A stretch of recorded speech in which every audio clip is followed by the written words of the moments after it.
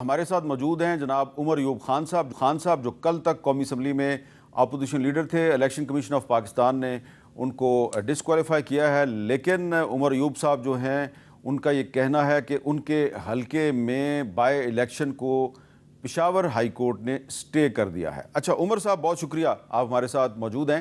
یہ بتائیے کہ آج سپریم کورٹ آف پاکستان کے باہر تحریک انصاف نے پروٹیسٹ کی کال دی تھی، لیکن کوئی بڑا پروٹیسٹ وہاں پر بھی نہیں ہو سکا. تو میں آپ سے یہ جاننا چاہتا ہوں کہ تحریک انصاف کی لیڈرشپ کی طرف سے ایسی کال کیوں دی جاتی ہے جس پہ عمل درآمد نہیں ہو سکتا، اور پھر آپ کے جو ناقدین ہیں، مخالفین ہیں، وہ پھر آپ کو یہ طعنہ مارتے ہیں کہ آپ کالیں دیے جا رہے ہیں لیکن بندے نہیں نکلتے. میر صاحب، آپ کا اس سوال کا جواب دینے سے پہلے میں آپ کے پچھلے سوال کے اوپر صرف ایک کمنٹ بریف سا کر کے پھر آگے اس پہ آتے ہیں. میں نے بجٹ کے اجلاس میں نے فائنینس بل میں ایک امینڈمنٹ میں نے پرپوز کی تھی، جو حکومت نے، جو ہائیبریڈ حکومت ہے، انہوں نے اس کو ایکسیپٹ نہیں کیا. اور وہ امینڈمنٹ تھی کیا؟ وہاں پہ میں نے کہا تھا کہ جس طرح سیاستدانوں کے آپ کے گوشوارے، ایسٹس اور لائبلٹیز ہمیں الیکشن کمیشن میں ظاہر کرنے پڑتے ہیں ہر سال، اسی طرح آپ کے سول بیوروکریٹس، آپ کے military bureaucrats, brigadier rank and above, ان کو، اور تینوں مسلح افواج کے، اور آپ کی جوڈیشری کے، اور آپ کے پولیٹیکلی ایکسپوزڈ پرسنالٹیز یعنی کہ آپ کے میڈیا ہاؤسز کے مالکان کو، ان کو اسی طرح پبلک کرنا چاہیے جس طرح کے سیاستدانوں کا آپ گوشوارے پبلک کرتے ہیں، اور اس کی چھان بین ہونی چاہیے. پر وہ ہائیبریڈ حکومت نے نہیں ہونے دیا. جب یہ ہوگا تو آپ کو بہت ساری چیزیں، دودھ کا دودھ پانی کا پانی، پتہ لگنا لگ جائے گا. نمبر ایک، ابھی آگے آتے ہیں. آپ نے بات کی نیشنل اسمبلی کے گیٹس کل بھی بند کیے گئے تھے 3-4 گھنٹوں کے لیے، اور آج بھی بند کیے گئے میر صاحب. اور یہ پروٹیسٹ آپ کا عام پروٹیسٹ نہیں تھا، یہ آپ کا ممبران قومی اسمبلی کے لیے تھا. پر ان کے لیے وہ پولیس فورس آئی اور انہوں نے گیٹ بند کیے. یہاں پہ میں قصوروار میں ٹھہراتا ہوں ایاز صادق صاحب کو. ان کے ساتھ میرے اچھے تعلقات تھے ایک وقت پہ، پر ابھی نہیں. بہت زیادہ تبدیلی ان میں آ گئی ہے بدقسمتی کے ساتھ، اور ایک تبدیلی ایک اچھائی کی طرف ہوتی ہے، یہ تبدیلی بدتری کی طرف بدقسمتی سے ہوا ہے. اور میرا خیال ہے وہ بھی ڈکٹیشن لے رہے ہیں ایسی قوتوں سے جن سے ان کو نہیں لینی چاہیے. ہاؤس میں اس وقت بالکل مطلب آپ سمجھیں کہ ایک عجیب سا ماحول بنا ہوا ہے. لوگ فریڈم آف سپیچ ہے نہیں. آپ کو معلوم ہے بجٹ کے دنوں پہ لیڈر آف دی اپوزیشن ہمیشہ بجٹ ڈیبیٹ کو کک آف کرتا ہے. اس دن آپ اپنے ساتھیوں سے پوچھیں کہ جس دن میں نے سپیچ کرنی تھی اور as leader of the opposition میں نے ڈیبیٹ اوپن کرنی تھی، کسی میڈیا پرسنل کو، شخص کو موبائل فون اندر لے جانے کی اجازت نہیں تھی. وہ وہاں پہ یوز نہیں کر سکتے تھے، پریس گیلریز میں بھی جہاں پہ آپ بھی بہت زیادہ بیٹھتے ہیں. اور اس کے ساتھ ساتھ انہوں نے وائی فائی اور سارا سسٹم بند کیا ہوا تھا. میری 3 گھنٹے کی تقریر تھی اور بڑی مشکل کے ساتھ انہوں نے اس کے پورشنز مجھے ریلیز کر کے دیے، باقی انہوں نے ٹوٹل سینسر کر دی تھی. یہ وہ حالات ہیں اور واقعات ہیں. نیشنل اسمبلی آف پاکستان میں انہوں نے ایک ورچوئل مارشل لاء لگا ہوا ہے اور ٹوٹل امبارگو. اچھا، اس مارشل لاء کے باوجود آپ بھی قومی اسمبلی میں آتے رہے، گور خان صاحب بھی آتے رہے، زرتاج گل وزیر صاحبہ بھی آتی رہیں، اور بھی میں جانتا ہوں، بلکہ حاجی امتیاز صاحب جن کو اغوا کیا گیا، تشدد کا نشانہ بنایا، وہ بھی آتے رہے. لیکن آپ کے جو انفارمیشن سیکرٹری ہیں، جو پارٹی کے سپوکس پرسن بھی ہیں، شیخ وقاص اکرم صاحب، ان کے بارے میں اسپیکر قومی اسمبلی نے کہا کہ وہ 40 اجلاسوں میں شریک ہی نہیں ہوئے اور ان کو ڈسکوالیفائی کرنے کی ریزولوشن بھی پیش کی گئی ہے. تو آپ نے کبھی شیخ وقاص صاحب کو پوچھا نہیں کہ بھیا آپ قومی اسمبلی میں کیوں نہیں آتے، اور آپ نے چھٹی کی درخواست بھی نہیں دی؟ سٹنگ آپ کی 40 دنوں کی جو سٹنگز ہوتی ہیں اس کے اوپر انہوں نے بالکل چھٹی کی درخواست بھی دی تھی. ان کے پاس پروف بھی موجود ہے. وہاں پہ اس وقت قومی اسمبلی میں آپ کو یہ بتاتا چلوں کہ جنید اکبر خان صاحب نے ایک سپیچ کی تھی. میر صاحب، آپ کو حیرانگی ہوگی، اور یہ میں فیکٹ میں بات کر رہا ہوں، کئی لوگ آئے، قومی اسمبلی کا جو میڈیا ڈپارٹمنٹ ہے وہاں پہ وہ سپیچ کی ریٹن اور آڈیو اور ویڈیو کاپیز ہی اڑا دی گئی ہیں. انہوں نے پریویلیج موشن ڈالا، اور وہاں پہ آپ اسپیکر آفس میں ان کے سٹاف سے اور باقی لوگوں سے پوچھیں، وہ بے بس وہاں پہ بیٹھے رہے. آپ کو میرا خیال ہے اشارہ میں نے دے دیا ہے. جنید اکبر صاحب بھی یہ بات ہمارے شو میں کر چکے ہیں. اچھا، اب یہ بتائیں کہ ابھی تو اب آپ کو ڈسکوالیفائی کیا ہے الیکشن کمیشن آف پاکستان نے، آپ کی قانونی جنگ جو ہے وہ عدالت میں چل رہی ہے، لیکن یہ جتنا عرصہ آپ اپوزیشن لیڈر نہیں ہیں تو کوئی آپ نے فیصلہ کیا ہے کہ اگلا اپوزیشن لیڈر کون ہوگا، یا قائم مقام اپوزیشن لیڈر کون ہوگا؟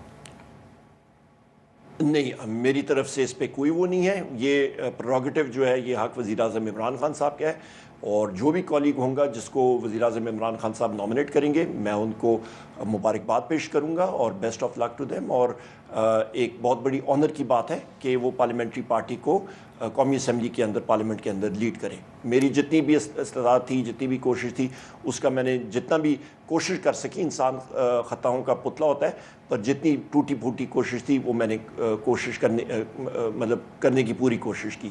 اچھا عمر ایوب صاحب، آج وزیر قانون اعظم نذیر تارڑ صاحب نے قومی اسمبلی میں ایک اہم بات کی ہے. شاید آپ کے نزدیک اہم نہ ہو، لیکن مجھے ایسی بات لگی کہ ایک وہ راستہ نکالنے کی کوشش کر رہے ہیں، یا انہوں نے ایک آفر کی ہے اپوزیشن کو بات چیت کی. ذرا آپ بھی سن لیں وہ کیا کہہ رہے ہیں. میرا وزیر اعظم اس چکی سے گزرا ہوا ہے. میرا قائد میاں نواز شریف جو کہ بیٹی کو لے کے آیا، اس نے گرفتاری دی، سرنڈر کر کے اس نے بیل فائل کی تھی. سیاستدانوں کو پہلی دفعہ سزا نہیں ہونی چاہیے، یہ انفارچونیٹ ہے، لیکن ایک لیگل کورس بھی ہم کہاں جائیں، کیا کریں؟ یہ ساری باتیں تقریریں کرنے سے حل نہیں ہوں گی، یہ کسی بند کمرے میں بیٹھنا پڑے گا آپ کو اور ہمیں. اچھا عمر ایوب صاحب، یہ جو بات کی ہے اعظم نذیر تارڑ صاحب نے کہ یہ سیاستدانوں کو پہلی دفعہ تو سزا نہیں ہوئی، تو آپ کو بھی یاد ہوگا کہ 1999 میں نواز شریف صاحب جب پرائم منسٹر تھے تو بے نظیر بھٹو صاحبہ اپوزیشن لیڈر تھیں.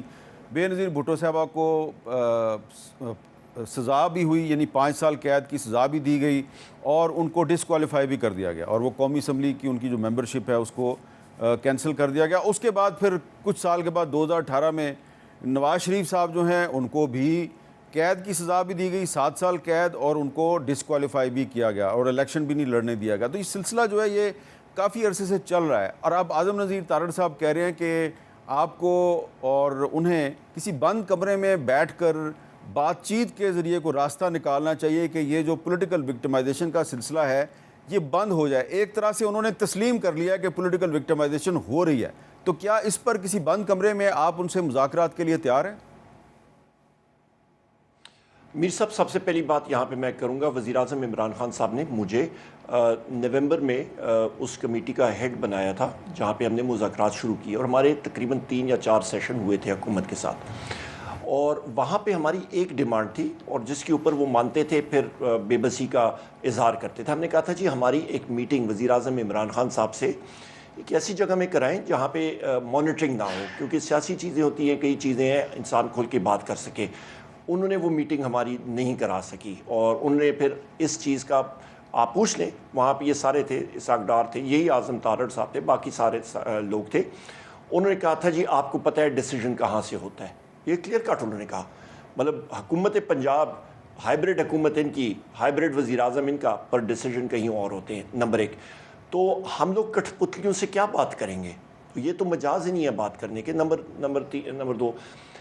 3 بات آپ نے میر صاحب بات کی کہ جی یہ کہتے ہیں کہ جی سیاسی کیسز کی. آپ مجھے یہ بتائیں کہ ہمارا تو یہ گلا کاٹتے جا رہے ہیں، اور نواز شریف صاحب جو ہیں وہ آئے تھے جب انگلستان سے، تو ان کا بائیو میٹرکس کرانے کے لیے وہ صاحب جو ہیں وہ اسلام آباد ایئرپورٹ کے VIP لاؤنج پہنچے تھے.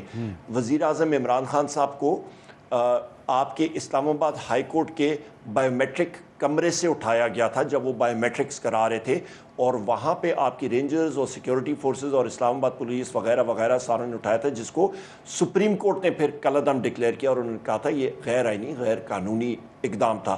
ابھی تک ان لوگوں کے خلاف ایکشن نہیں لیا گیا جنہوں نے وہ قدم اٹھایا تھا. تو مذاکرات کے لیے سب سے پہلی چیز یہ ہے کہ آپ کو ریئلائزیشن ہونی چاہیے.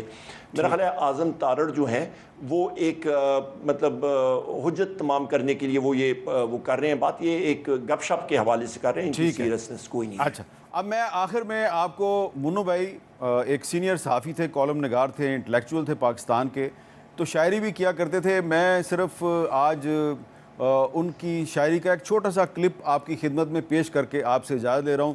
سنیے جی، منو بھائی صاحب جو ہیں انہوں نے پاکستان کی جو سیاسی صورتحال ہے اس کے بارے میں کیا کہا تھا. حق دی خاطر لڑنا پیندا ہے